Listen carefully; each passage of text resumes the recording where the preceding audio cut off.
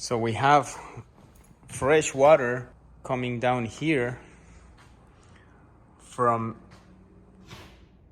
that area. They're not exactly sure where. And water goes easily down because there are big holes all over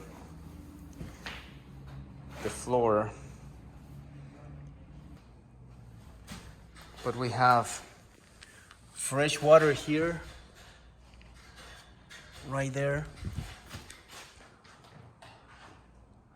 It's exactly where the connection of the house is.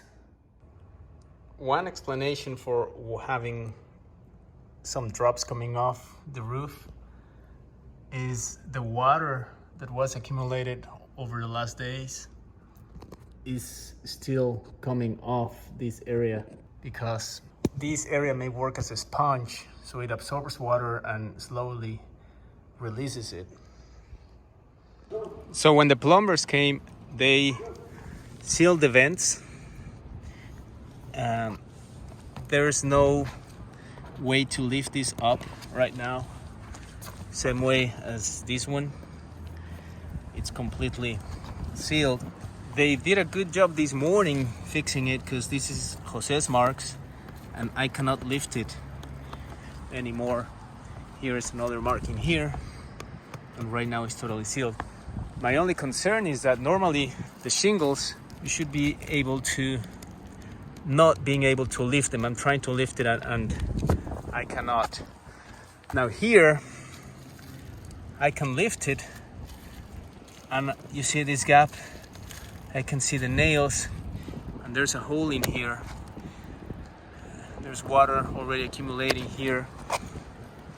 All this row is not glued.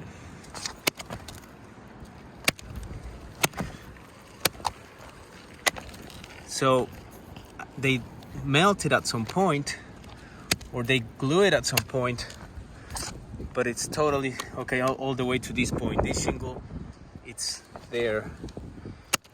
And the same with this row here. Now this row doesn't even have a nail anymore. No nail. It had nails, not anymore. No nail, no nail, no nail, no nail.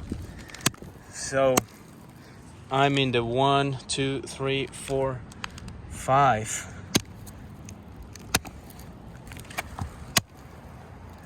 So all these rows are not glued. I wonder if there's a specific reason for randomly leaving some of them not glued, but definitely it's not good.